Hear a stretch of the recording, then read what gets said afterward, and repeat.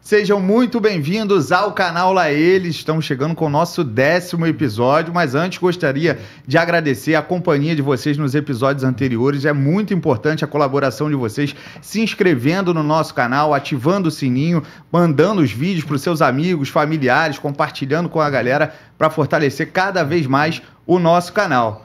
E se você quer ser nosso parceiro, tem o QR Code aí na tela, é só você entrar em contato para estampar sua marca aqui no nosso canal, beleza? Tamo junto. E agora, para apresentar o nosso convidado do 10º episódio, um cara gigante no meio do futebol brasileiro, fortaleceu muito a equipe do Fluminense durante 15 anos com o patrocínio da Unimed. Seja muito bem-vindo, Celso Barros, o nosso 10º convidado aqui do canal Lá Eles.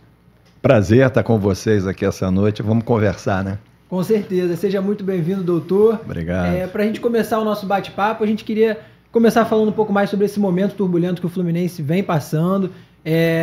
Sem dúvida, o pior momento da história do Fluminense nos pontos corridos. E a gente queria saber um pouco sobre você, sobre a sua opinião. Como você enxerga esse momento do Fluminense? Você acha que o Fluminense vem passando por uma má administração? Eu vejo com muita preocupação e tristeza, né? Até porque eu peguei o Fluminense com patrocínio na Série C, né? Que era o fundo do poço, né? O Fluminense da A foi para B, foi para C.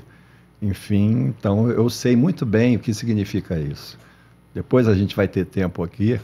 Foi isso que eu senti também quando estava lá como vice-geral em 2019. Quando o Fernando Diniz saiu e nós estávamos na 18ª colocação. Hoje nós estamos em 20º colocado, né? Temos um jogo aí também logo mais. Todos os jogos são importantes, né? Porque na realidade eu acho que é um equívoco, de repente, das equipes, né? É não considerar que num campeonato de ponto corrido o primeiro jogo é tão importante quanto o último. Sim. Então, por exemplo, chega agora e diz assim, o jogo de hoje é decisivo, mas e os 15 de ontem? Os 14 de ontem? E os 14 que virão à frente, todos são decisivos. E eu sei o quanto é difícil você cair nessa situação, o Fluminense está, e conseguir respirar, né? Então, é muito complicado, vejo com tristeza esse momento. Acho que o Fluminense aí, a gestão, cometeu alguns equívocos, né? Você me fez essa pergunta, porque na realidade o Fluminense foi campeão da Libertadores, com um time de idade mais avançada, e o que eles fizeram? Ao invés de tentar rejuvenescer o time, eles envelheceram ainda mais o time, trazendo jogadores como, por exemplo, o Renato Augusto, que foi um craque, um jogador maravilhoso, mas que, evidentemente, hoje é um jogador que não tem intensidade. Sim. É um jogador que, de repente, anda em campo, né? Você vê até uma pena pela história, por todo o currículo que ele tem. Então, acho que esse envelhecimento foi fatal para o Fluminense nessa competição. Já era um time de idade mais avançada, e envelheceram ainda mais o time. E outros fatores, né, que também existem. O Cano, por exemplo, é um jogador que fez as 2 temporadas aí no Fluminense da vida dele. Com mais de 40 gols. Sim. Da vida dele. Temporada. Agora, Agora, você vê o jogador, por exemplo, eu não quero compará-lo a isso, mas você vê um Romário, um Ronaldo Fenômeno, um Zico, são jogadores que tiveram perenidade. Atuaram 10, 12 anos, mantendo um ano um pouquinho pior, um pouquinho melhor, mas mantendo a sua característica de artilheiro. E o Cano foi uma belíssima surpresa, foi fundamental para o Fluminense, mas agora ele está numa situação que estaria talvez mais dentro da história dele, né? Sim. De carreira, né? Embora fizesse gol, fez gol no Vasco, fez gol lá, estava acho que na Colômbia, eu não sei, no time que ele está. E é um jogador também, que eu queria falar aqui, de uma dignidade. O Cano é uma pessoa que me surpreende, ao contrário de alguns outros, que sai do campo, quando saía do campo nos intervalos, a seriedade dele, que ele se entrega. É um jogador que merece o meu profundo respeito, mas infelizmente não está bem como ele esteve os 2 anos. E isso o Fluminense hoje pesa muito. Sim. Então o Fluminense hoje tem uma situação difícil. Até os jovens, como o John Kenneth, Alexander, que fizeram aí também, tiveram aquelas... Problema lá com a festinha no hotel. Problema de festinha e tal, e outras coisitas mais, né? Na realidade, eles não estão jogando nada. Sim. Não estão jogando nada, infelizmente. Por mais que tivesse aquela coisa de família, que o Diniz usava muito e tal, eles estão mal, né? Não estão bem. É difícil salvar algum, né? Agora tá todo mundo mal, né? Eu não sei se deve também à preparação física, como foi levada a pré-temporada, porque o Fluminense foi jogar o Mundial de Clubes e acabou retornando um pouco depois do que as outras equipes, né? Na preparação ele teve que adiantar, porque já tinha a final da Recopa batendo a porta. Você acha que isso também influenciou eu acho que influencia, mas não é fator assim maior, né? Porque você vê, o Fluminense ficou jogando o estadual até com um time que estava tendo um rendimento melhor depois do que o outro, que voltou algumas rodadas com um time chamado reserva ou alternativo, agora tem esse nome, né? Antigamente não tinha isso, agora tem esse negócio de alternativa. Aí é que nem sexo. Qual é o seu sexo? Alternativo. É meio complicado, mas enfim. O time alternativo estava até bem. E depois o Fluminense teve um período aí de paralisação, com o Diniz ainda, em que treinou aí, eu acho que foram 10, 15 dias, eu não sei, não me lembro, data FIFA, sei lá o que foi, né? E agora vai ter outro período também, de mais uns 10 dias. E teve um período que não foi aproveitado, né? Que ele deu folga para os atletas, acho que alegando problemas com a CLT, caso não desse a folga, mas enfim, não sei se vem ao caso. Pode ser, mas enfim, é isso. E isso nós estamos hoje, né, nessa situação. O Campeonato Brasileiro é dificílimo. Sim. Se você olhar os times que estão brigando lá na ponta, tem 3, 4, 5 times que você pode dizer que podem ser campeões. Né? E o Fluminense lá, disputando ali. O Fluminense pega o Atlético Goianiense, né, que tem 11 pontos, até a data que estamos gravando aqui. O Atlético Goianiense, o Fluminense perdeu para o Atlético Goianiense aqui no Rio. Isso são pontos irreversíveis. Eu tenho uma história aqui, não sei se a gente vai passar, mas quando eu estava lá no patrocínio, uma vez o Abel estava fazendo uma preleção no Engenhão e eu fui ao vestiário, e o técnico não gosta muito disso, né? Eles acham que são todos uns seres superiores. Aí eu entrei no vestiário e disse que eu queria falar com os jogadores. Era um jogo contra o Bahia, não era o Bahia do City, né? Não, era o Bahia do tempo do Bahia. Abel no Engenhão 2011, 2012, por ali, só para situar a galera. Por aí. E nós tínhamos... e aí chegamos e eu falei, aí eu quis falar, olha, vou falar um negócio para vocês aqui. No ano anterior, a gente tinha perdido 6 pontos para o América Mineiro, que eu acho que foi rebaixado, e 6 pontos para o Bahia, que não é esse Bahia. Então são 12 pontos que você não recupera. Sim. Entendeu? E aí falei e tal, por acaso ganhamos. Não foi dizer que foi por isso. Você falando desses jogos, eu consigo recordar, foi 2011, porque se tivesse ganho esses jogos que o senhor está falando, o Fluminense poderia até ter sido campeão brasileiro em 2011. Exatamente. Porque ficou na terceira colocação, atrás de Corinthians e Vasco. Fez uma bela campanha. Chegou até o final ali. Acho que o jogo que saiu mesmo da disputa foi o jogo contra o Vasco, até que o Bernardo faz um gol no final. E o Vasco até... Estou gostando de ver a sua memória. Certamente é muito melhor que a minha, porque a idade também atrapalha. E, doutor Celso, o Mário, o presidente do Fluminense, chegou a anunciar que o Marcão iria ficar no comando do time até o fim do ano. Mas passaram 2 rodadas, o time não engrenou, e aí o Fluminense foi atrás do Mano Menezes. Eu queria te perguntar como que você enxerga o trabalho do Mano, se o Mano é esse cara ideal para tirar o Fluminense dessa situação. E eu queria te perguntar também se você acha que o Mário está um pouco perdido no comando do clube. Eu acho que o Fluminense, ao demitir o Diniz, na minha opinião foi correta a demissão, veio de novo com a história do Marcão. Isso é um erro do Mário. Né? Porque se o Marcão quisesse ter, com todo respeito ao Marcão, o ídolo, tal, essa coisa toda, mas o dirigente tem que ser objetivo, tem que tomar o que for melhor para o clube. Não é porque é o meu amigo. Sim. Eu sou muito amigo do Renato Gaúcho, acho o Renato um baita técnico, hoje está vivendo essa dificuldade, mas eu já tive que mandar embora o Renato Gaúcho e continuo com amizade com ele. Isso não tem nada a ver. Eu acho que é a situação do momento, do clube, as dificuldades que existem. Então, por exemplo, ele vem e bota o Marcão, que até ajudou em uma ou outra passagem anterior, até no ano que o Diniz saiu, depois teve aquela história de Oswaldo. Sim. Ele chegou até o final e a gente estava em 18º, ficamos na Série A e terminamos em 14º lugar. E não era uma situação igual a essa, não. Imagine agora, a gente com 7 pontos. Não, e brigando contra clubes grandes lá embaixo também. Exatamente. Corinthians, Grêmio, Exatamente. Então, próprio Vasco que agora está dando uma melhorada. Grêmio com menos 2 jogos, sim, entendeu? E com alguns jogadores que saíram, agora a Vila Sante voltou e tal, tem o Soteldo, que deve voltar. O Grêmio, por exemplo, sentiu muito o Diego Costa, porque não tem um jogador artilheiro de referência como ele.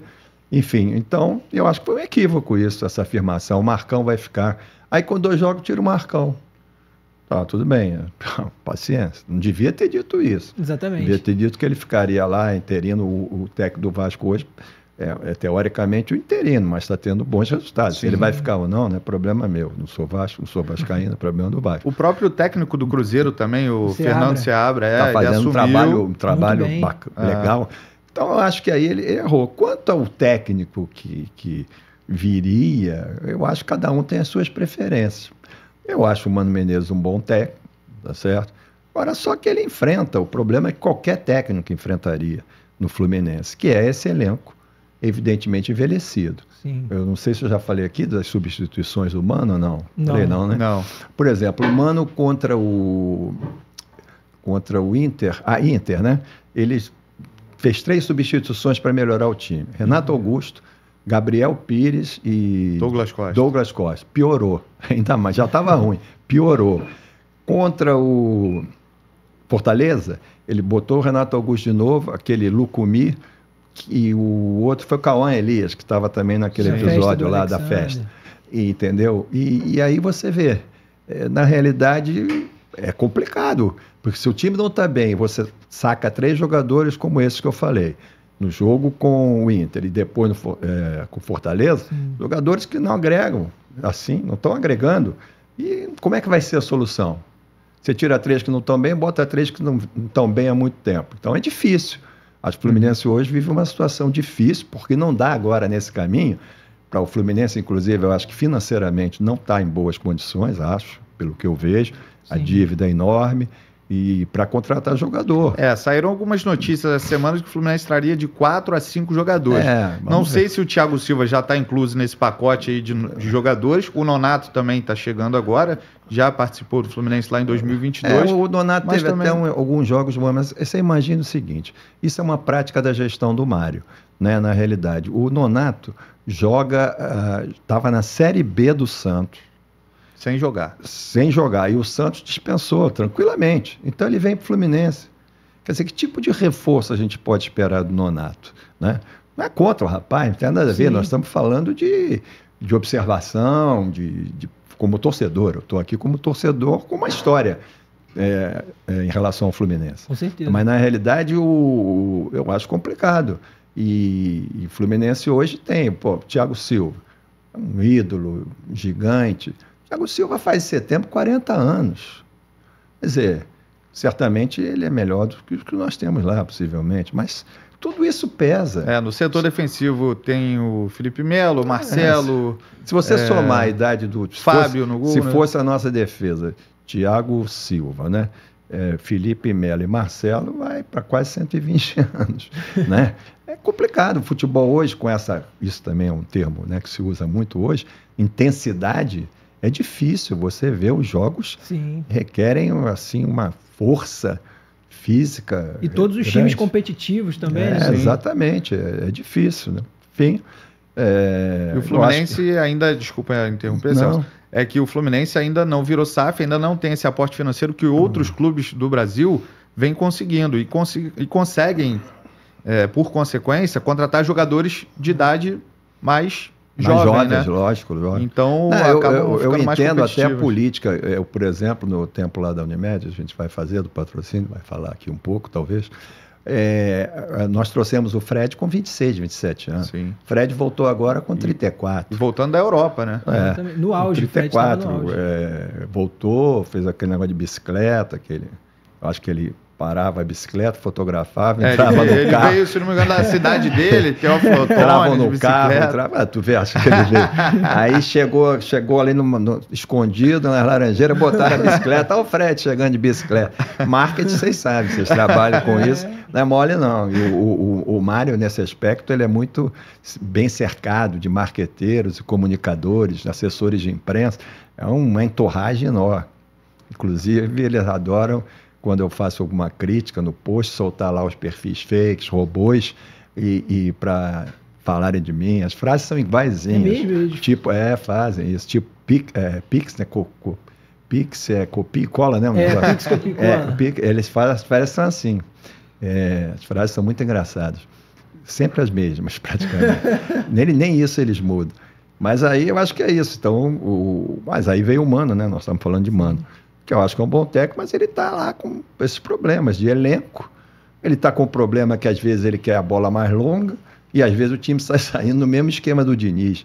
Quer dizer, isso me parece uma praga que aconteceu com o Fluminense, que os caras não sabem o que fazem. Ou vou chutar para frente, bola longa, ou vou ficar tocando ali, tocando, entendeu? E então eu acho que o Mano ou qualquer outro teria dificuldade. Sinto que o Mano, ele parece ter entendido que o Fluminense, com esse grupo, assim, principalmente com a insistência com esses jogadores que têm mais idade, vai ser difícil. E ele está lá tentando fazer o que é possível, né, para ver. Não seria o nome que, se eu tivesse na direção, eu escolheria, mas não interessa o nome que eu escolheria, é problema meu. O presidente, né, que escolheu. O Fred e o Angione estão lá, mas quem manda é o presidente mesmo. E eu fiquei até pensando em fazer um conto, né, uma peça de ficção, falando sobre o Fred no Fluminense como diretor, né? Ele ligando para os amigos dele, né? Falando que o Fluminense tem um programa muito bom de acolhimento aqui para atletas que estão prestes a se aposentar, né? E que viesse para cá, porque inclusive aí o cara pergunta, mas tem que correr? Aí ele diz, não, correr tu é louco, tu acha que nós vamos querer que você infarte? Pô, pelo amor de Deus. Correr não, agora você vem, dá um toque para trás, dá uma caneta, um calcanhar também para trás, e aí fica lá, né? Só toca para cá, toca para lá, você não se cansa. E quando termina, quando você quiser se aposentar, nós somos ótimos para fazer festa. Você pode escolher, por exemplo, a música você escolhe, sertanejo, pagode, que vai ser muito legal. A gente faz uma grande festa, nós somos tradicionais nisso. Então é isso, né? Então parece que o Fluminense é assim. Vem os amigos dos amigos, o Mário é muito disso mesmo. Vai ver que o que ele fez lá em Xerém, ele botou todo mundo lá, né? Do William, Ailton, nem sei se estão lá todos. O Ailton estava lá. O Ailton tá lá. O do William, não sei se está. Estava também do William. Tinha o Cadu. Né? Eu não sei, quer dizer... Então, é um processo assim de uma ação entre amigos do Fluminense. Nós estamos também, em parte, sofrendo por esse processo. O senhor chegou a citar a saída do Oswaldo de Oliveira em 2019. Foi o senhor que o levou à época, né? Para substituir o Fernando Diniz? Essa história não. Essa história sempre foi mal contada. Vamos lá. E isso faz parte do pessoal do copia e cola. Eles gostam muito de falar isso. Acontece o seguinte. Eu cheguei para o Mário, depois de um certo tempo, e disse, não dá para ficar com o Diniz. Eu sabia que ele não gostaria e tal. Mas digo, eu não aguento mais. Eu já vi o time na Série C. O Mário devia ser mais jovem, né? Eu vi o time na Série C. Estou vendo que o time vai cair, como está agora. Sim. Aí já era quase final do primeiro turno. Falei com ele, insisti, e aí ele acabou cedendo mesmo.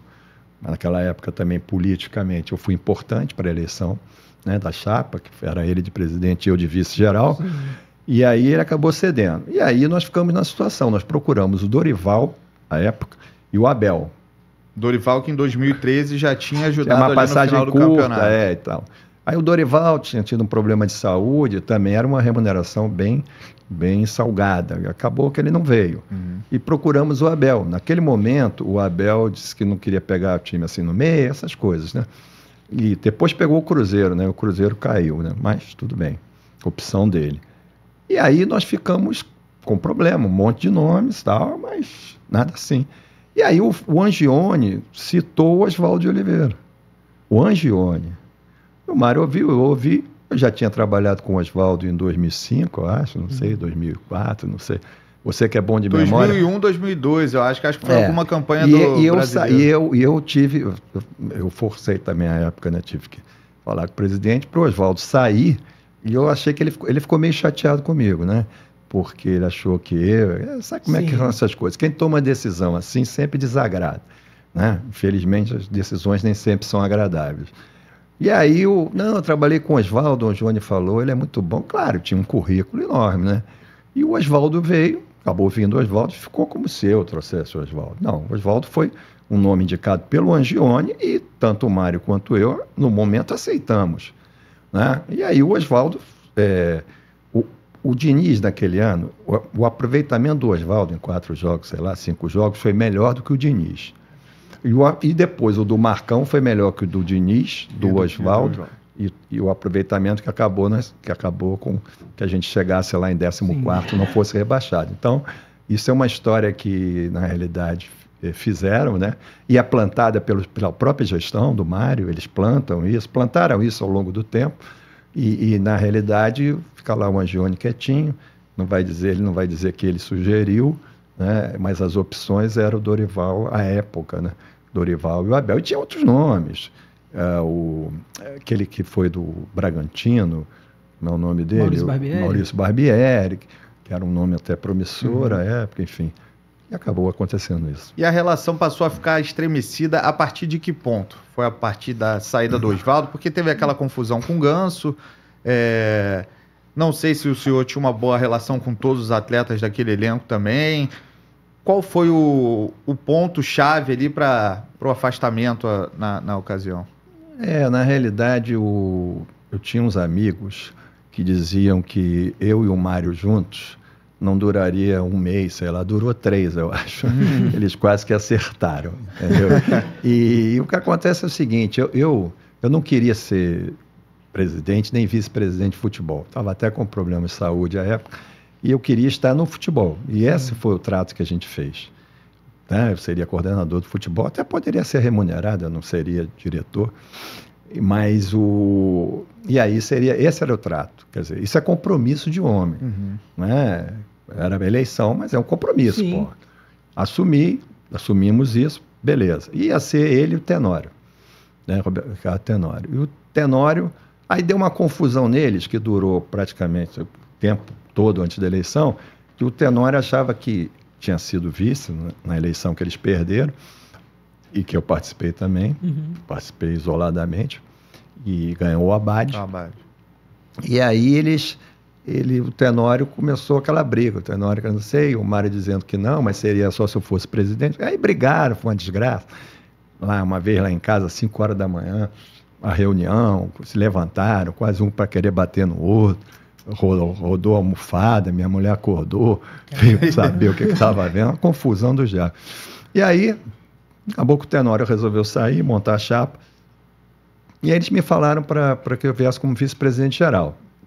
Falei que não queria, que não era isso, acabei aceitando. Com uns 20 dias antes da eleição, eu disse assim, não vai dar certo. Pensei comigo, a minha relação com o Mário.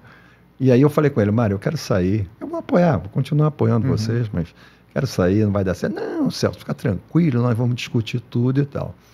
E aí acontece o seguinte, o Mário, ele tinha um projeto dele crescer sozinho.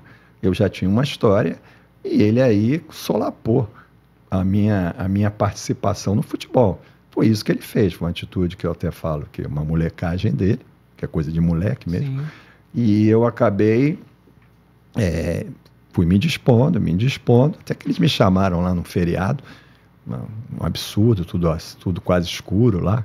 Quem me acompanhou foi o Sandro Lima, que foi vice-presidente de futebol em 2012, quando o Fluminense foi tetracampeão, e estavam lá um sujeito do marketing lá dele, um careca, que é uma eminência parda lá, e o Angione. E o Mário fez aquele drama, aquele show todo, né?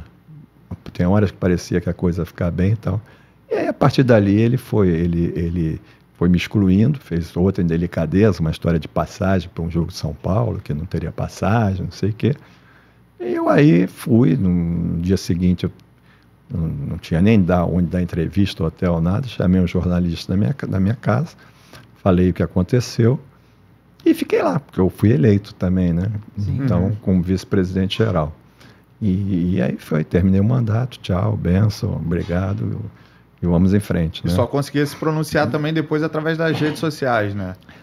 Não, porque no início, quando eu estava lá, ele fazia um bloqueio dos assessores de imprensa comigo, que às vezes as pessoas me conheciam, né? Poxa, durante 15 anos, eu falava, doutor Celso, doutor Celso, aí os caras vinham me empurrando, sabe? Para que eu não falasse, que o negócio era ele aparecer, entendeu? Então, foi essa situação. Mas tudo bem, isso para mim também já passou e toca a vida aí. O importante é que a gente saiba que não é Mário, não é Celso, não é Diniz, o Fluminense está acima de todos nós, entendeu? E tanto é que eu faço muito meus posts, eu criei o negócio do Vivo Flu, e a bandeira, porque o Fluminense, que é uma paixão na minha vida, para mim está acima dessas coisas todas. Evidentemente, eu agora sou um torcedor, como eu disse, tem essa história, e eu, de vez em quando, até às vezes eu evito, eu sinto necessidade de me posicionar, expressar a minha opinião. Isso é democrático, não tem problema nenhum, entendeu? E aí é isso, foi o que aconteceu. E aí, doutor Celso, agora a gente quer saber também um pouquinho mais sobre essa relação de muito sucesso entre Unimed e Fluminense. Você era o presidente da Unimed em 99, quando começa, né, essa relação essa grande relação entre o clube e a empresa. Eu queria te perguntar como que surgiu esse convite. Foi o próprio Fluminense que te procurou ou foi a Unimed que procurou o Fluminense? Não. Já no final de 1999. Não, antes é 98, né? Foi no final de 98. 98 a gente ajudou lá 2 jogos, um patrocínio, tinha uma fita adesiva, botava Unimed. Mas aí o Fluminense já estava naquela fase de cair, né? Caiu efetivamente. E aí, na Série C, eu fui procurado à época pelo Davi Fisch, tinha um triunvirato, né? Semelhante ao que falaram de Celso, Mário e Tenório. Era Davi Fisch, depois foi presidente, o Zé de Souza, que era um benemérito, e o Francisco Horta, foi ex-presidente. Foram até a sede da Unimed, era no Rio de Janeiro, e me falaram, meio desesperados, se a gente podia ajudar, alguma coisa, de patrocínio. Eu pensei na ideia, claro, eu sou tricolor, mas eu era presidente da empresa. Não podia tomar uma atitude que fosse só avisando o Fluminense, ruim para a empresa. Aí eu analisei e algumas coisas chamaram a atenção. Primeiro, que os jogos do Fluminense, na época não tinha negócio de Premier, era o Sport TV, que era a TV fechada, seriam todos transmitidos pelo Sport TV. E isso seria uma atração para os torcedores do Fluminense, desesperados, né? Teve até jogo contra um time de bombeiro, Dom Pedro, não sei o quê, Maracanã, ABC, 40 mil pessoas. Motoclube. Uma série de triste memória, não por os clubes, mas para nós. Né? Aí o que aconteceu?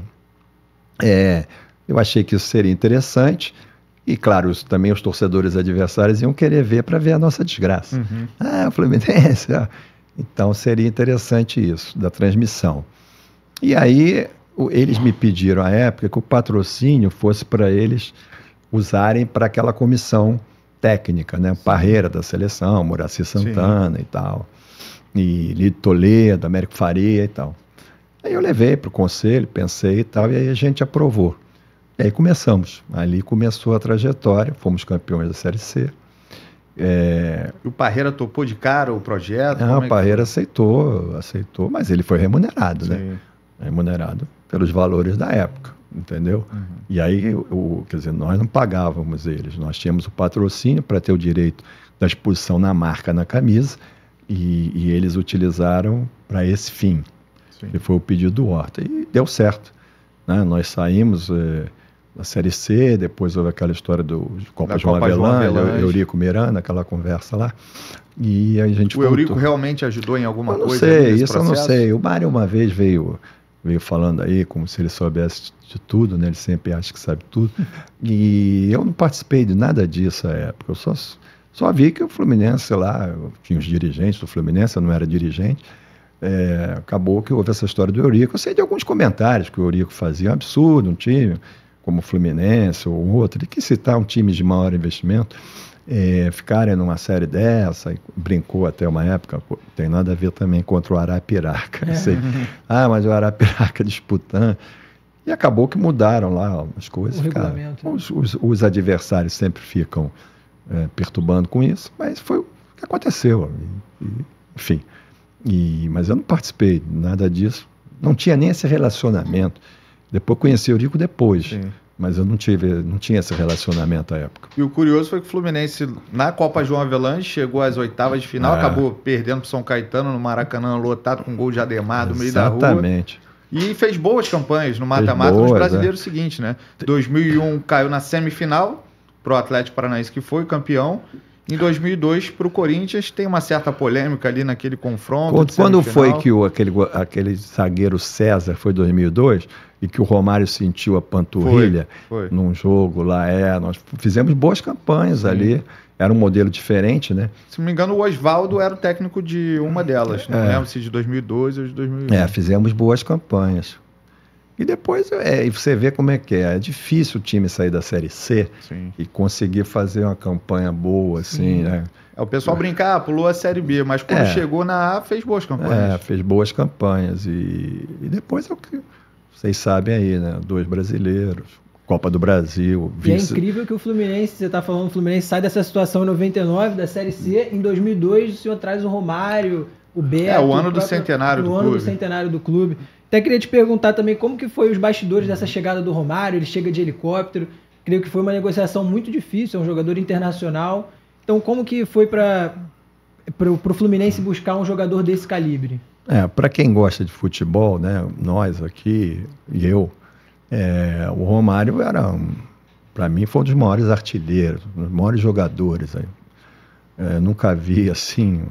capacidade dele na área, na pequena área de fazer gol, um negócio assim fantástico. E aí eu conheci que era o empresário dele, era um rapaz que hoje é juiz, não sei, advogado, Luizinho, e aí parece que eu senti essa chance. Liguei para ele e começamos a conversar para ver a possibilidade do Romário vir. E aí acabou que deu certo, eu estava até em Araxá, num evento da Unimed, Convenção Nacional da Unimed, me lembro disso até hoje. E do hotel eu fiquei um tempo enorme no telefone e acabamos fechando a contratação do Romário. E o Romário, as pessoas falam às vezes, o Fluminense não ganhou título com o Romário. Não ganhou. Mas o Romário, para o patrocinador, e eu acho que para o próprio Fluminense, deu um retorno fantástico. Sim. E chegou perto de ser campeão. O Romário chegou... no Fluminense, eu nunca vi aquilo. Claro, você faz o Thiago Silva, usa o Maracanã, são outros modelos, né? Faz um show de sorriso maroto, sei lá o quê, R$5, R$10, uma festa, né? E aquele tempo não era isso. Aquele tempo era um outro momento. Sim. E aquilo era Laranjeiras, aquele salão lindo, lotado de gente, tinha gente nas galerias, jornalistas de toda parte do mundo, o Romário falando em espanhol, enfim, um show, chegou de helicóptero no centro do gramado, Laranjeiras, foi realmente um sucesso. E o Romário fez no Fluminense 50 e poucos gols. Fez um gol de bicicleta que virou o único da carreira e que ele colocou no DVD. Ele colocou no DVD dele como um dos 10 mais bonitos. Não sei se foi pelo carinho que ele tinha comigo, mas foi bonito mesmo. Ele nunca fez nenhum gol de bicicleta, baixinho daquele jeito. Aí ele foi realmente... o Romário deu um retorno também de mídia para a empresa muito grande, né? Eu sempre conto isso, porque você vê, quando o Romário foi embora, o Jornal Nacional terminou com ele fazendo um gol, nós ganhamos um jogo, não sei se foi Botafogo, não sei. O Romário abrindo os braços assim, com o Unimed escrito no peito, e ele estava indo embora para... O Brasil inteiro vendo Jornal Nacional. Todo mundo, você sabe quanto era a época, agora hoje também é muito caro, mas naquela época não tinha negócio de rede social, o custo de um espaço desse... Altíssimo. Muito, muito mais do que a gente até tinha no patrocínio.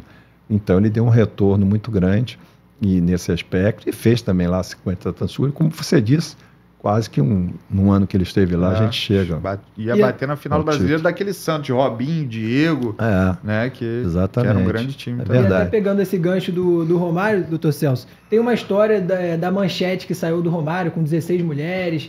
Queria te perguntar também como que você fazia para contornar essas situações polêmicas que o baixinho se envolvia. O Romário tem algumas coisas que eu falo também, que as pessoas diziam que ele não treinava, não sei o quê. O Romário era um cara à época que eu acompanhei, às vezes estava com ele, conversando no apartamento dele. O Romário tinha uma alimentação assim muito boa, balanceada. E ele é um cara que à época não bebia nada. Se cuidava mesmo. Acho que hoje ele toma um vinhozinho. Gostava mesmo de mulher, né, doutor? Mulher. Aí uma vez teve esse problema, né? Problema não, né? Mas saiu E eu tinha a imagem dos jogadores, eu tinha direito no contrato à imagem. Sim. E eu vi aquilo, o pessoal faz logo um escândalo, né? Aí eu falei com ele, chamei o Romário, disse assim, depois disso, né? Cabo Folia. Cheguei, pô, Romário, você sabe, né? Empresa de saúde, não que fosse mal para a saúde, mas talvez 16 não fosse um número assim, né? Aí eu virei e disse assim, pô, meu filho, vem cá, presta atenção, eu soube que você teve isso e tal, nego noticiou, 16 mulheres. Aí ele virou para mim, doutor, eu não bebo, não fumo, mas mulher não tem jeito. Aí eu fiquei quieto. E aí eu fiquei calado. Mas ele hoje está mais quietinho, certamente, porque os hormônios também baixam. Mas ele era um cara fácil de lidar, assim, muito, no dia a dia? Muito, o Romário se tornou, assim, um grande amigo. Havia uma época, até depois eu acho que a gente ficou meio assim, porque a linha política dele não é a minha, na minha cabeça.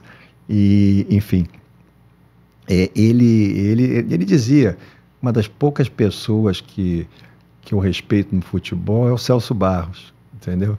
Porque nós tivemos uma relação extremamente correta. O Romário não deu trabalho. Teve aquela história do Diguinho, das galinhas, não sei o que, aquela confusão. Jogaram as galinhas no gramado, protesto da torcida, que ele foi pegar o torcedor na arquibancada da mas ele, fora disso, nada. Não dava trabalho nenhum como jogador, nenhum mesmo.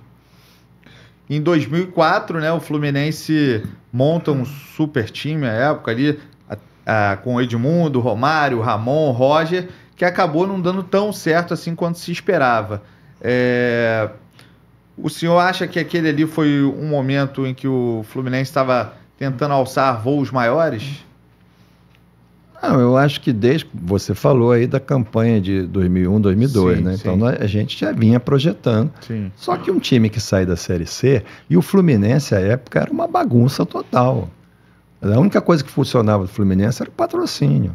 Então era muito difícil, porque eu não tinha ingerência na vida do Fluminense. Sim. Apenas nós tínhamos patrocínio, tínhamos a imagem dos jogadores, e o objetivo era que essa imagem solidificasse a marca Unimed à época e que o Fluminense, evidentemente, obtivesse resultados positivos, né? Que nem o John Texton no Botafogo. Com todo respeito, comparação não existe. O John Texton tinha muito dinheiro, nós não era nada disso, apesar das pessoas falarem. Então, na realidade, o Fluminense tinha que trabalhar dentro dessas limitações. Então, eu acho que aquele momento foi um momento, por exemplo, porque no futebol isso acontece. Eu falo até que eu não condeno, por exemplo, o Mário ou qualquer outro, e às vezes trazer um ou outro jogador que você acha que pode ser bom e ele não render. Isso acontece. Me lembro muito, sempre cito, o Soares e o Cícero do Figueirense. O Soares era o cara. Sim. Quem rendeu foi o Cícero. Foi o Cícero. Entendeu? Então, essa história daquele time, mas era sempre a tentativa de motivar a torcida e de ter um time competitivo, entendeu? Quer dizer, não era como o Espinosa, uma vez que saiu do Fluminense, falecido Espinosa, falou, acho que não sei quando foi, 2000, 2001, não sei, que aquilo era um projeto de marketing só, foi uma coisa muito desagradável à época.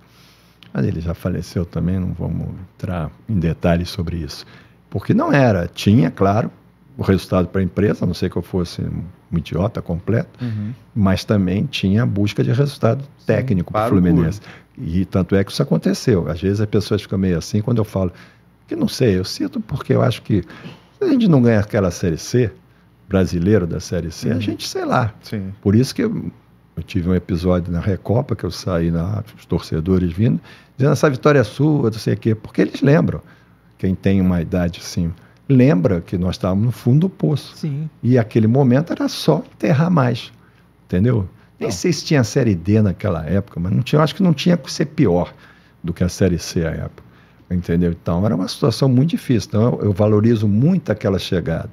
Porque hoje é fácil, ganhamos Libertadores, maravilhoso, já fomos vice, ganhamos agora. Pô, mas é aquele momento lá. Quem é que deu a mão naquele momento para o clube? Eu acho que esse exemplo que você falou do torcedor que chegou até você falando que você fez parte disso, eu acho que esse representa o sentimento de todo torcedor tricolor, porque ele sabe que foi lá na Série C, puxou o clube, isso é muito durante os anos. Coisa que eu todo mundo acha que tem esse reconhecimento. Uma coisa que eu acho formidável, porque esse negócio de dirigente, jogador, assim, com todo carinho, me dou muito bem com vários jogadores. Mas, na realidade, o carinho do torcedor em relação a mim é um negócio que me deixa assim feliz, uma coisa boa, natural, né? Essa da Recopa eu saí, né? Acho que eu já falei aqui, não? Falou. Falei, então, todo mundo parando para mim, queria tirar foto. Da Libertadores o senhor também estava presente no Maracanã? Tava. Na Libertadores eu também tinha tido um problema de saúde importante, estava com as minhas filhas lá.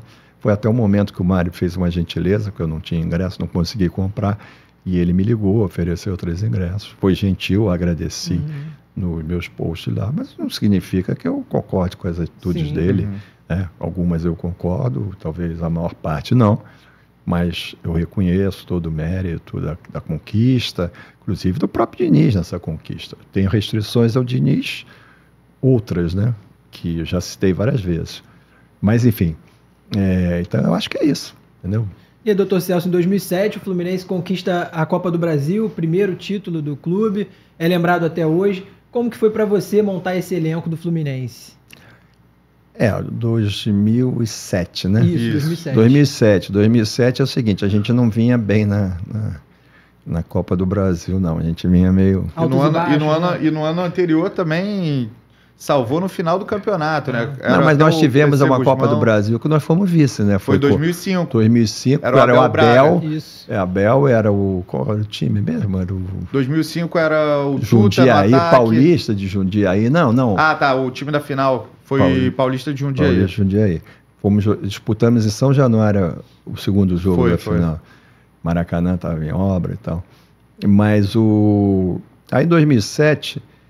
nós não estávamos bem, quer dizer, mas aí o elenco já vinha, né? Começando eu não sei direito o tempo. E no ano anterior perdeu na semifinal para o Vasco, que fez a final com o Flamengo. Mas 2006. Nós trouxemos aquela época, não sei se foi 2007 certinho, mas acho o Thiago Silva. Foi o Cícero e o Soares. O Soares, o Thiago Neves, né? O Rocha do Coração, acho que foi depois. Adriano Magrão é que era o centroavante.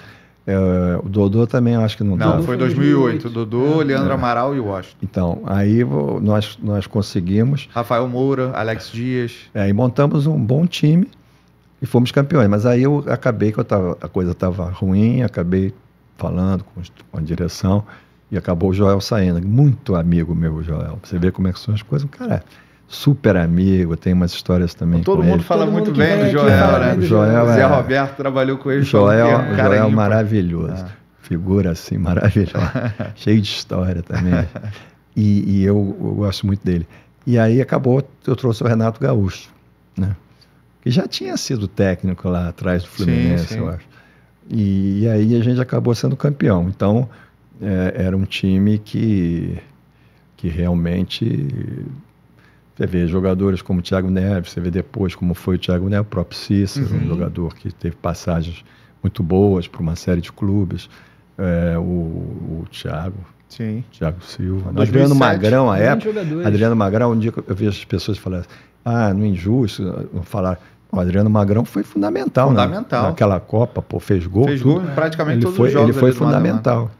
E aí conquistamos a Copa do Brasil, né? E o direito também já ia para a Libertadores, eu acho. Não, aí a Copa do Brasil era no meio do ano, né, que encerrava. Aí o Fluminense já tinha conquistado a vaga na Copa do Brasil e no Brasileiro terminou em 3º lugar, se eu não me engano. Entraria de qualquer jeito, entraria de qualquer forma.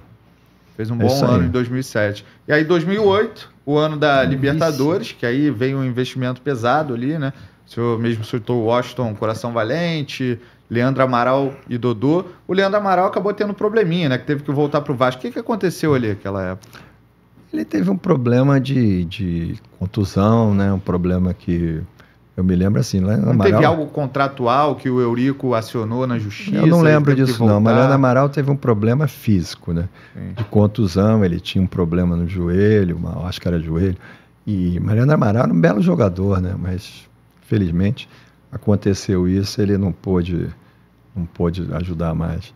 E o Fluminense, mas aquele time, nós tínhamos esses já todos aí, né?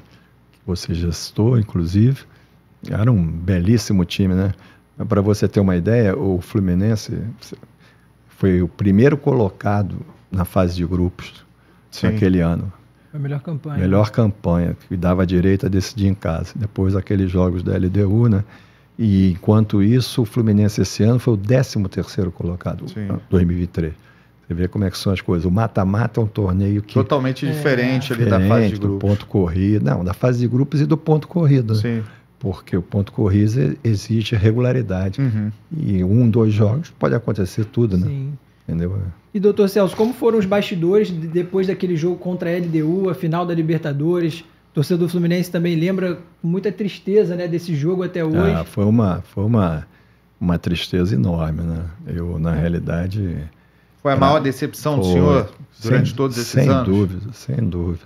Porque a gente fez tudo certo ali, né? A gente fez tudo certo. O nego fala de juiz, não sei o quê, mas nada. Esse juiz foi uma vergonha lá. O Hector Baldassi. Foi uma vergonha, mas VAR, se tivesse VAR, agora o cara puxando a camisa do Washington assim, dando a área. Foi um escárnio, né? Aquilo. O goleiro batia a bola, pênalti, a bola entrava, o goleiro saía para falar com o juiz, ele mandava repetir, né? Mas, enfim, a gente não jogamos mal lá, né? E foi uma grande campanha também, né? E a diferença... Passou por São Paulo, Boca Juniors. Boca, que era um timaço.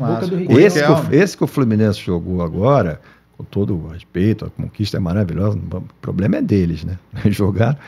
E nem se compara. Você vê que o Boca, e isso aconteceria do Fluminense também, se o Fluminense não fosse campeão, e eu sempre faço uma saudação especial ao Ener Valencia, do Inter. Ajudou, colaborou. Para mim, esse rapaz é fantástico, entendeu? E ele, na realidade, o Fluminense, poxa, o Boca, hoje, o Fluminense ficaria em 7º no Brasileiro, não ia disputar a Libertadores esse ano. E o Boca, aconteceu isso. Ficou de fora da Libertadores esse ano. Se fosse campeão, não. Assim como o Fluminense em 2008 também, né? Que acabou perdendo para a LDU e no Brasileiro estava em maus lençóis ali. René Simões chegou até no final, ajudou ali a livrar da situação, mas ficou de fora da Libertadores do ano seguinte também. Então foi isso. Mas voltando a esse jogo, foi um horror. Decepção enorme, né? Foi até um jogo assim que teve algumas coisas, por exemplo, tinham torcedores, tinha um camarote, né? Naquele tempo o camarote era diferente, tal. Sim. Era de vidro, né? Tinham torcedores que eu acho que para me perturbarem, né? Eles batiam com carteirinha de outros planos de saúde, Amil, Bradesco Saúde, para me agredir, né? Porque como se a culpa fosse sua da derrota. Se fosse a culpa fosse minha, enfim, mas com o torcedor a gente entende. Paixão, né? Aí foi horrível. O Renato depois subiu, arrasado, ficou lá com a gente e tal. E quando eu cheguei em casa, eu fiquei firme lá porque tinha criança, todo mundo chorando. O senhor chegou aí no vestiário depois do jogo, não? Não, só o Renato subiu e aí conversamos, ele estava arrasado, né? E aí eu segurei, né? Quando eu cheguei em casa, 4 horas da manhã com a minha mulher, eu sentei na cama, aí eu chorei copiosamente, sabe? Chorei, porque eu sei o quanto foi difícil. Você pega um time na Série C, o time chegar à final da Libertadores, 9 anos depois, você está entendendo? E como... No campeonato, o Fluminense não disputava há 26 anos, se eu não me engano. Tempo enorme. E como eu sabia que seria difícil. Tanto é que você vê, o Fluminense volta à final da Libertadores. 12 anos depois. 15 anos, né? 15, né? 2008 e 15, 2023. 15 anos. 15 anos depois, fez algumas participações na Libertadores, mediana, e volta 15 anos depois para conquistar a Libertadores. Então você vê que é um tempo enorme. Sim. Né? E ninguém pegou o Fluminense em 2000.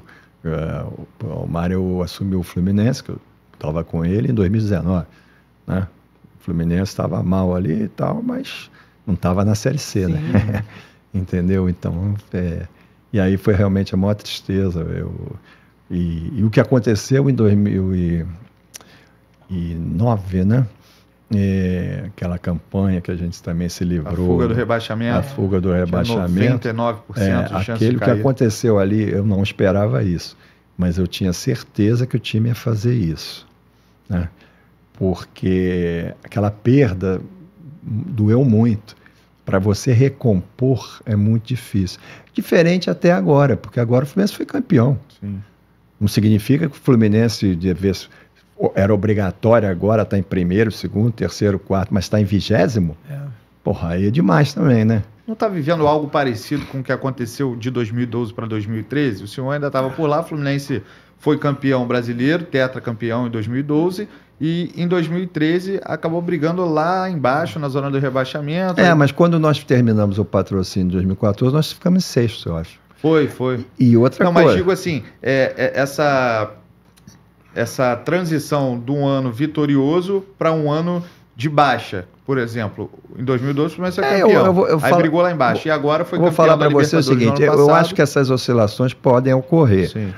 Pode ter sido, eu não me lembro lá, a gente ganhou o título, 2003, aí o Abel saiu também, que o Abel foi para o Inter, e acabou sendo campeão da Libertadores, eu acho, né? Depois... Não, isso foi em 2006, se eu não me engano, que o Abel foi campeão no Inter. Foi da 2006, Libertadores, 2006. Mas eu acho que ele foi para o Inter de novo, em 2013. Pode ter sido. E aí nós ficamos naquela situação. Eu já estava com um relacionamento meio desgastado lá, né? Porque com o Peter e o próprio Mário, que dávamos palpite lá. E aí, em 2016, a gente ficou em sexto, não foi a Libertadores. Porque hoje, para ir para a Libertadores, G10, teoricamente é uma moleza. Não, eu acho que G9. Né? G9 se conseguisse ganhar tudo. Senão, hoje vai todo mundo. Sim. Só 4 times parece que não vão para a Libertadores, Sul-Americana e os rebaixados. Os rebaixados mais 4 que ficam ali naquele limbo. O resto todo mundo vai. Então, naquela época era mais difícil. Muito mais difícil conseguir a vaga. Muito mais, nem se compara. E, enfim, em 2014, no encerramento do patrocínio, a gente ficou em sexto lugar. Em 2009, ainda que a gente estava comentando sobre a fuga do rebaixamento, o Fluminense simultaneamente fez uma boa campanha na Sul-Americana. Também bateu na final e acabou perdendo o título de novo no Maracanã para a LDU. Foi aquele ano que a gente foi, esse ano quase rebaixado e quase que a gente consegue o título da Sul-Americana, né? Aquele jogo também, o Fred, a gente estava bem no jogo. Tava 3-0. E o Fred foi 3-1. Faltando um golzinho para mas o Fred aos 30 minutos deu uma cotovelada pênaltis, né? Deu uma cotovelada no jogador dele e foi expulso. Aí a gente perdeu aquele gás e acabou não conseguindo. Entendeu? E aí em 2010... Não, o Fred, se eu não me engano, não foi nem jogador, não. Foi no próprio árbitro, o Amarília. Ele estava reclamando da arbitragem, ele foi para cima do Amarília depois de uma falta que ele deu em algum jogador da LDU. Aí ele meio que fez que ia dar uma cabeçada e foi expulso.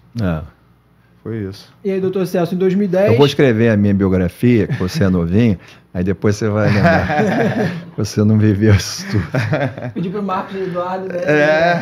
Dá uma moral. Em 2010, doutor Celso, o Fluminense é campeão brasileiro, uma grande campanha também com o Muricy. Queria te perguntar como que foi pro Fluminense trazer o Muricy, um técnico desse calibre, e tem umas resenhas também, uma história do Muricy que tomou Coca-Cola com vinho. Eu queria que você contasse também essas resenhas pra galera. O Muricy é o seguinte, evidentemente, eu como presidente da empresa, vai chegando um momento que você começa a avaliar, o patrocínio não é eterno, tá certo? As pessoas acham, o torcedor tem uma ilusão de que nós fomos um dos patrocínios mais longevos do futebol brasileiro, 2, entendeu? E o torcedor tem sempre essa fantasia que nunca mais você vai sair, não é assim. Você cumpre os objetivos nesse período, e foi um tempo grande. Eu já comecei a achar ali que a gente não ia durar muito o patrocínio. E aí o Cuca era o técnico, não foi rebaixado, mas o Fluminense, para variar, vinha mal no estadual. Sim. E aí eu pensei no Muricy, gosto muito do Cuca também, meu amigo. Pensei no Muricy, porque para mim era um dos melhores técnicos à época. Foi acabado de ser tricampeão brasileiro pelo São Paulo. E aí eu tive um contato com o filho do Rivelino, que era o empresário dele, o Márcio Rivelino. e fui a São Paulo para conversar com o Muricy.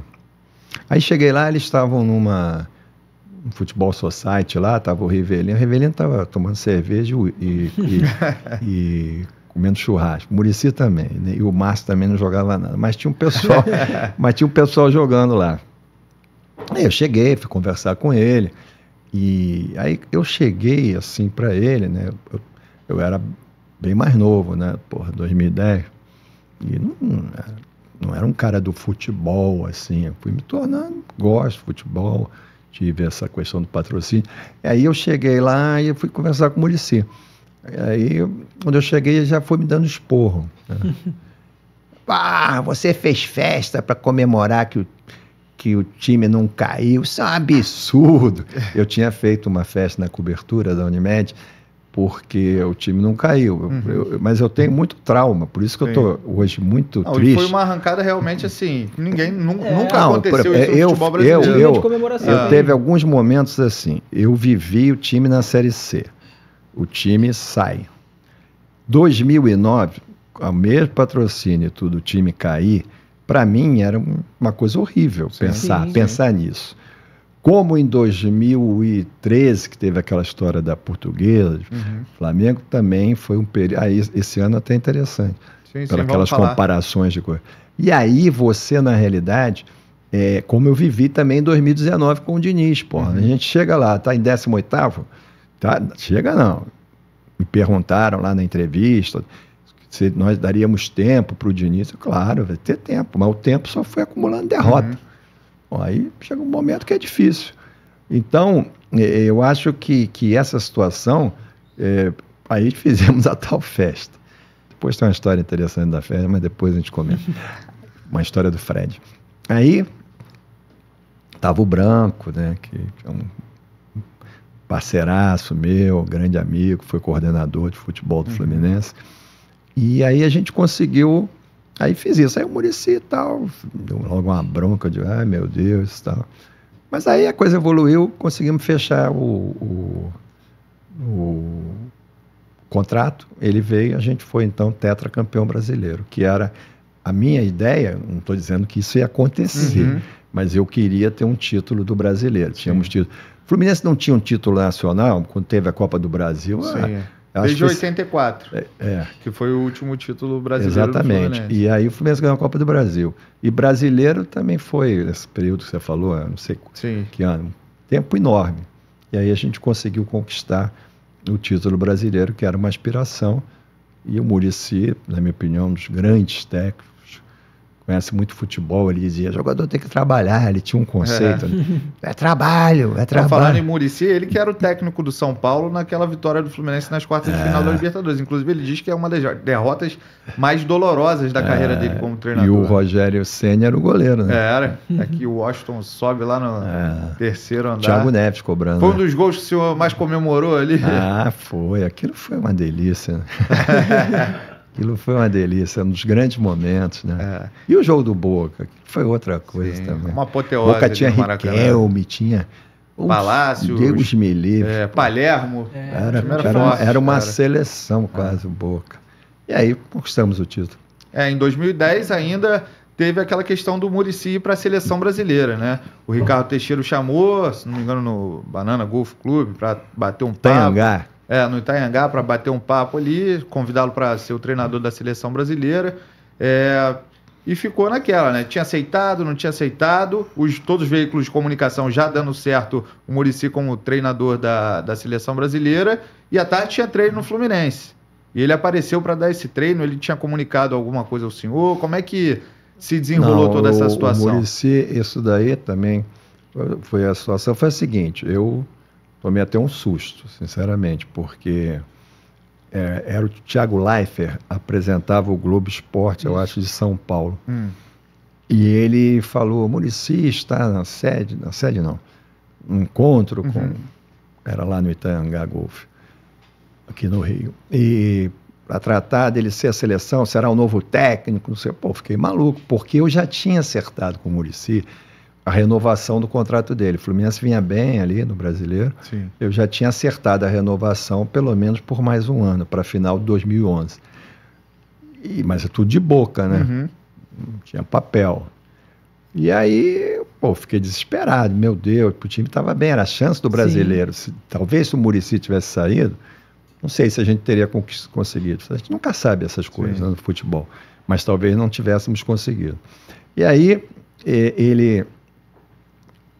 eu soube por ele, aí liguei para o empresário dele, não conseguia falar, depois eu liguei, não, Celso, calma. O Márcio falou não sei o quê, e ficamos naquela angústia, né? E aí começou a imprensa, pô, aquele salão nobre cheio de jornalista, né? Eu digo, meu Deus do céu. Tava lá o Orcades, era o presidente, Roberto Orcades, o Alcides Antunes era o vice-presidente de futebol e eu era o patrocinador, não tinha nada... Bom, mas enfim, tava eu lá. Aí chega umas 3 horas, quando eu soube, o Muricy estava no gramado para dar o treino. Pô, e não falou nada, tá, vamos treinar. Não, um treino normal. Treinar, normal. Aí, pô, aí a imprensa veio toda. Aí o Orcades tomou uma palavra e disse assim, Muricy fica, e foi embora. E aí fiquei eu e o Antônio, o Alcides Antunes, para responder jornalistas, perguntas, de algo que a gente até não sabia. Tava como um pouco tinha a parte ali da situação. Exatamente. Claro que o Muricy falou uma coisa que ele disse da conversa, é que ele falou, primeiro ele não gostou da conversa com o Ricardo Teixeira, não gostou que aquilo tivesse imprensa, sabe como é que é, mas os caras fazem isso, né? Sim, propositalmente. Aí ele não gostou da conversa e ele, no final ele falou, não, estava quase tudo certo. Ele falou assim, não, mas quem vai falar com o Fluminense? Aí, pô, eu tenho um compromisso com o Celso Barros, eu falei que ia renovar e tal, tem que conversar com ele. Aí o Ricardo falou, você fala com ele. E aí parece que eu vou pro meu sítio, não sei aonde, no interior, aí, e vou pro meu sítio. Aí o Muricy não gostou disso, ele achou que seria indelicado, pensou assim, ele fazer isso e o cara dizer para ele, então ele manteve a palavra da renovação.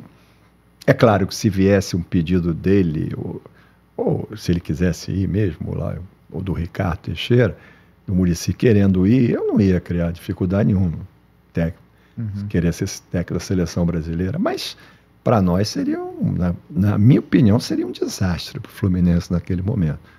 E ele acabou ficando e a gente foi campeão brasileiro. E tem também uma resenha, os bastidores da saída do Emerson Sheik, né? O Emerson cantou a música do Flamengo ali no ônibus. Queria te perguntar se você foi a favor dessa decisão quando o Emerson foi mandado embora do Fluminense. Você foi informado? Não, eu fui informado, eu cheguei para ver o jogo do Argentino Júnior, o Peter, aquele jeito dele, veio desesperado no hotel para me contar essa históa. Eu fiquei tão apurrinhado com essa história que eu nem fui ao jogo. E era um jogo decisivo, né? O Fluminense ganhou, inclusive. Ganhou. Foi um jogo tenso. 4-2. Eu vi o jogo num bar lá de Buenos Aires, um bar vagabundo que tinha lá, que tinha uma televisão, eu vi o jogo lá. E eu achei aquilo, na minha opinião, tem os torcedores fluminenses, alguns têm uma certa bronca, dizem, porque ele cantou a musiquinha do Flamengo. Pô, o Emerson Sheik foi fundamental. Fez o gol do título. Para o gol do título. Não, jogou bem muito, aquele ano jogou muito bem. Sim. E é um jogadoraço. Você vê que depois do Fluminense ele foi pro Corinthians, foi campeão da Libertadores e ele mordeu o cara do Boca. Um pescoço. Pô, um cara desse, assim, não é porque mordeu, estou falando aqui que eu sou contra qualquer coisa nesse sentido. Mas o problema é o seguinte, o cara, era formidável. Ele cantou a música como todo mundo lá cantou música. Quer dizer, eu acho que... Ele se defendeu falando que outros jogadores ali no ônibus também cantaram música de outros times até. Você acha que todo mundo que joga no Fluminense, torce pelo Fluminense, tem que respeitar a instituição no campo e tudo. Sim. E ele não te respeitou, ele cantou a música, uma brincadeira. Pô, aí o Peter e o Mário, que estavam no ônibus, tomaram essa decisão. Aí, isso foi uma das coisas que já foi me chateando mais com o Peter.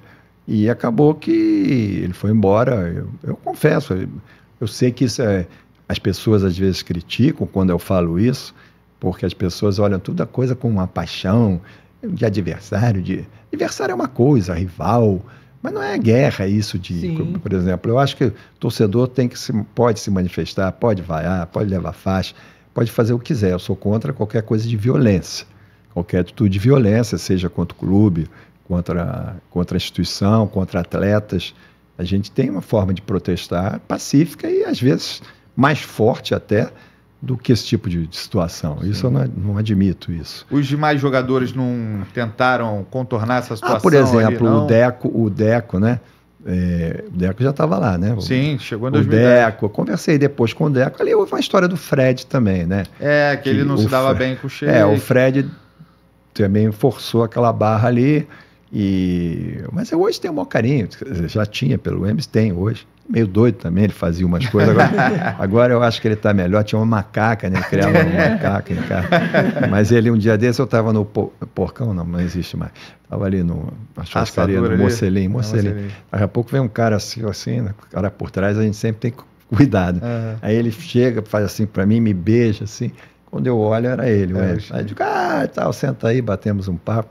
E o Mário tinha um medo dele. Uma vez nós fomos para São Paulo, Fluminense Corinthians, o Emerson estava dirigente do Corinthians, uma coisa assim. O Mário, quando viu ele, ficou todo assim, queria se esconder. Não, que isso, Mário, ele é gente boa, não sei o quê, porque ele foi um dos que, né, também deve ter falado corroborou ali para a saída do Peter para ele sair.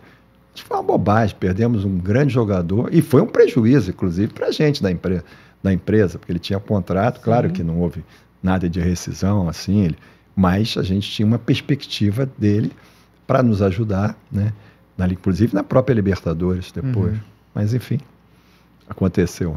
E aí tem outro jogador também que a gente não pode deixar de mencionar, que é o Conca. O Conca fez um grande campeonato brasileiro em 2010. Jogou todas as rodadas. Jogou todas as rodadas.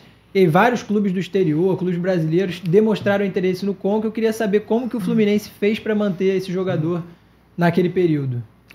O Conca foi outra situação meio desesperadora para mim à época, porque o Conca fez um campeonato brasileiro fantástico. Né? Já no final ele estava sentindo uma lesão, jogou todos os jogos. Né? E o Conca, aí eu falei, né? Depois disso, teríamos que renovar com ele. Né? E ele fez uma pedida lá em cima, para os padrões da época. Até hoje seria uma pedida, hoje, hein? E aí eu digo, meu Deus do céu, como é que vai ser isso, né, e tal. Aí eu fui para a comemoração, ganhei a medalha lá, foi até o Lula que estava lá, Sérgio Cabral, Paz e o Lula, botou a medalha e tal. Fui para lá, aí eu ouvi assim, craque do campeonato. Não, craque da galera, Conca. Aí eu começava a chorar. Né? Agora ele vai vir assim, craque do campeonato, Conca. Aí, vai subir a aí nego pensava que eu estava chorando de alegria. Não, eu estava chorando de desespero. Imagina se a gente não renova com o Conca. Aí fizemos o esforço, eu fiz, mas Deus também, naquele momento, ajudou. Porque ele acabou. Conca não queria sair do Fluminense. Sim. Depois teve a história de Flamengo, essa bobagem, que isso aí é... Pessoas falam também, muita coisa que não sabe. O Conca não queria, ele queria ficar. E o salário era muito bom na época. Só que ele recebeu uma proposta, ele resistiu, chegou uma proposta... No meio do ano... Eu acho que a época era 2 milhões de reais mês. Foi pro Guangzhou, Evergrande. Isso. Né?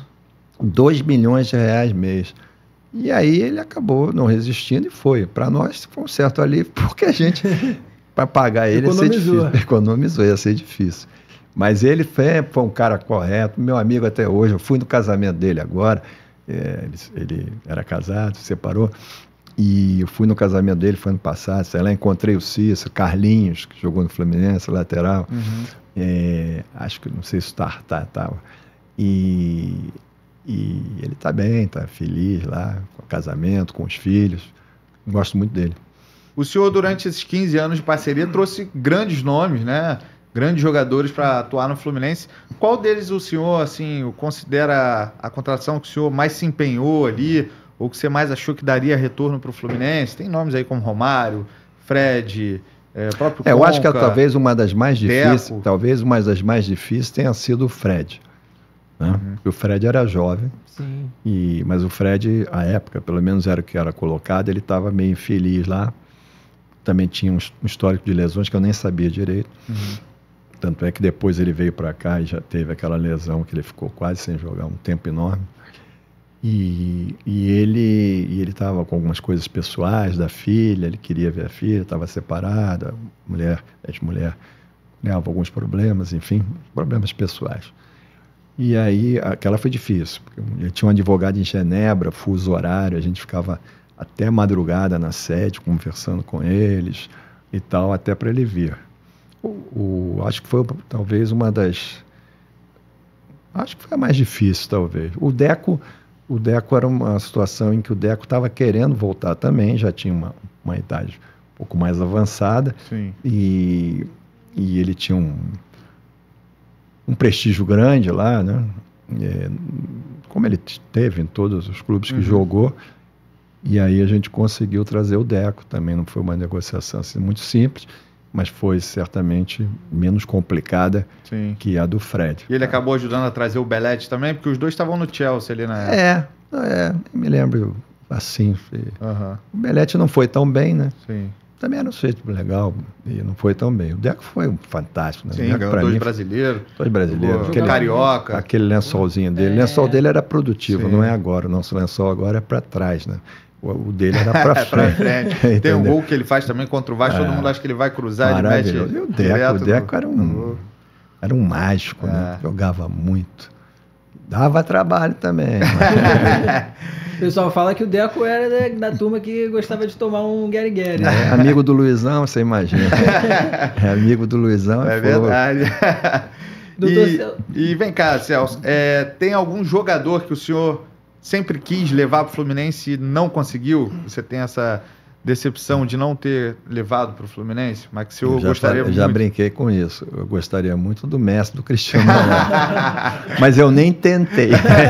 Mas que tenha tentado. Não. Eu acho que o Fluminense, à época... O Riquelme, toda janela era especulado. A gente chegou a conversar, mas acabou não dando certo. Mas, na realidade, naquela época, né, o Fluminense era um clube muito desorganizado na série lá em 99. O Fluminense devia para jogador, devia tudo. Então, isso também atrapalhava a contratação. Quando a gente entrou, a gente foi criando uma credibilidade para o time, né? Porque boa parte nós tínhamos contratual, a remuneração era feita pelo patrocinador e tal. E aí nós conseguimos, né, na verdade, então o jogador gostava de vir. Sim. Porque eles ligam, né? Liga, aí como é que é? Aí, pô, aqui, olha, Fluminense aqui que é 20%, é uma desgraça, mas com patrocinador não tem problema, é tudo ali, eles até ligam para lembrar a nota e tal.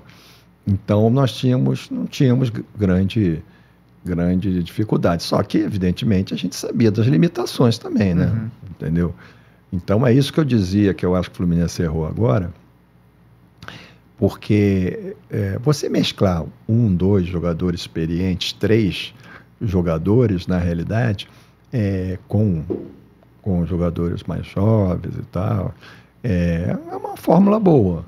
Agora, você carregar muito na tinta de jogadores assim com mais idade, ainda mais quando o futebol é jogadores da forma que é jogado. Você vê o Cavani, que para mim era um jogador formidável, no Boca Juniors agora não rendeu nada. Mas já não rende, porque já o Corinthians estava querendo trazer agora, saiu a notícia que estava querendo Balotelli, Cavani e Di Maria. E o Corinthians está em crise, né? O Corinthians, é verdade. Então, era isso. Doutor Celso, tinha algum tipo de rixa entre os jogadores do Fluminense e os atletas que eram pagos pela Unimed? Isso lá atrás tinha alguma coisa nesse sentido, né? Porque a gente não era os jogadores todos que tinham imagem, Sim. né? Com a gente, o Fluminense atrasava, né? A gente não. Então isso tinha mas não atrapalhou o resultado, não. Até porque o que acontece é o seguinte, os jogadores, tudo bem que isso pode incomodar, mas quanto melhor fosse o desempenho, era melhor para todos. Sim. Se valorizavam, recebiam lá prêmios, essa coisa toda, e seria uma bobagem. Mas depois a coisa foi evoluindo, que a gente acabou ficando com quase todo o elenco, uma partezinha maior ou menor, e isso também não foi... Confesso a você que em 15 anos é quase uma vida. Sim. É uma vida, né? De já um adolescente quase para a vida adulta. É algo que, na realidade, não criou o maior problema. E você também passou na época do Pedro, lá o Pedro estava no Fluminense, antes dele vir para o Flamengo. Hoje o Pedro é um dos maiores centroavantes do futebol brasileiro. Eu queria te perguntar também como que foi essa saída do Pedro para a Fiorentina. Você acha que foi uma história mal contada? Eu acho que foi, já falei também, vou falar de novo. Eu acho que foi uma história complicada. Eu estava lá, o Pedro tinha vindo de lesão, Sim. o Fluminense fez tudo e tal. Não que a gente pensa que o jogador vai ser agradecido. O jogador é um profissional, então faz parte. Essa fantasia que às vezes alguns torcedores têm, não existe. É profissional, é negócio, enfim, né?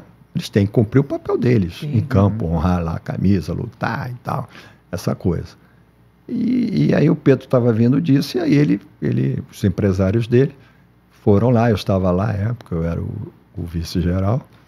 Aí fiz algumas reuniões com ele, e os caras dizendo não, que ele queria ir embora, não sei o que ele queria jogar no Flamengo. Né, essa história.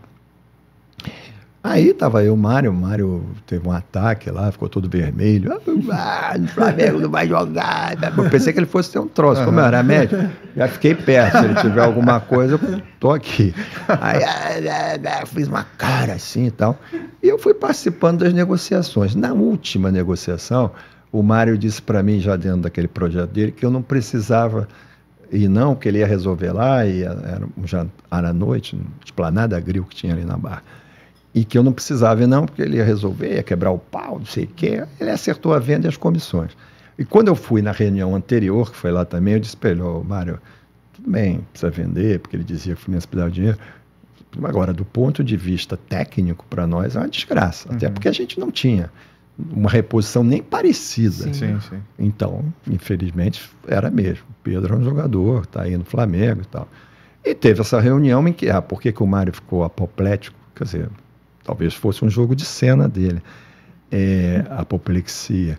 Porque ele disse que o Pedro disse assim, é uma coisa da minha vida, também uma oportunidade da minha vida, eu quero jogar no Flamengo.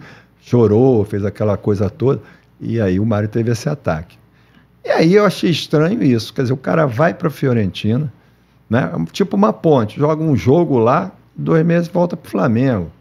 Então aquilo me causou assim, será que isso já não era uma coisa pré-estabelecida? Ó, vai lá, a gente não vende para o Flamengo, mas no fundo ele vai, o Flamengo compra, enfim, não compra da gente. Achei meio esquisito aquilo, sabe? Eu não tenho prova disso, nem estou falando assim, mas estou dizendo assim, esses foram os movimentos. E em cima desses movimentos, me pareceu isso. Então foi uma coisa que eu achei, que nem o Evanilson depois também, que era o Eduardo Duran, que eu negociei várias vezes com o Eduardo Duran lá, jogadores do Fluminense, o Mariano era um jogador dele, lateral. E o Evanilson, o Evanilson, ele tinha uma cabeça meio assim, aí mandaram ele para aquele time lá que o Fluminense tinha lá. Samorim. Aí ele voltou, depois parece que tomou juízo, e aí começou a ter um desempenho bom. Ele era um belo jogador lá antes, mas depois ele sumiu, né? E ele teve esse desempenho bom. Aí o Fluminense acabou, não exerceu o direito, nada disso. Aí, não ganhou porcaria nenhuma com o Evanilson, foi embora e hoje... Jogou Copa América agora. Até para a seleção foi hoje. Na Copa América ele nem jogou, né? Porque não teve tempo. Mas ele no Porto, ele parece que está muito bem, né? Foi o artilheiro do último campeonato português, um dos destaques do time. Celso, e como é que se deu o encerramento da parceria da Unimed com o Fluminense? Você considera uma parceria de sucesso? E tem, assim, muitos torcedores acham que, além das contratações dos jogadores, salários altos que eles tinham, a Unimed poderia ter investido um pouco mais na infraestrutura do clube. O senhor concorda com isso? Não, já falei com isso. Isso não tem nada a ver, isso. Nós não éramos investidores do futebol. Se o sujeito é investidor e vai ganhar dinheiro na formação do jogador, tudo bem. Nós não. Nós éramos um patrocinador. Era um projeto que visava a marca ser reconhecida pelo maior número de clientes possíveis, para que a empresa também pudesse se beneficiar comercialmente da venda. E eu acho o seguinte, e o Fluminense foi bom para a Unimed, na minha opinião. Eu cheguei na Unimed, tinha 200 e poucos mil clientes. Infelizmente, a Unimed, desse momento, é uma Unimed até que praticamente acabou. Infelizmente, eu saí de lá há 8 anos. Então, a Unimed saiu de 200 e poucos mil clientes para 1.200.000 clientes. Antes de eu sair, tinha 1.100.000. Hoje, há pouco tempo, não tinha nem 400. Mas esse é o problema da gestão de 8 anos, infelizmente.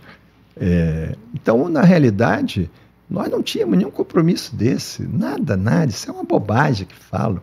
Entendeu? Porque a gente não era investidor. Nós não éramos uma Crefisa, não éramos nada. A gente até livrava o clube de um valor que o clube é que podia ter investido, como depois saiu lá o CT, sim, entendeu? E com os recursos do clube. O Pedro Antônio foi um cara bacana, porque ele botou o dinheiro na frente, mas ele recebeu também, né? Não sei se ainda tem alguma coisa para receber. Empréstimo ali, né? Ele foi bacana, porque também o cara... Mas faltava, quando nós chegamos, faltava o Fluminense pagar lá uns 5, 6 milhões. Essa altura já pagou, não sei. Ou não sei.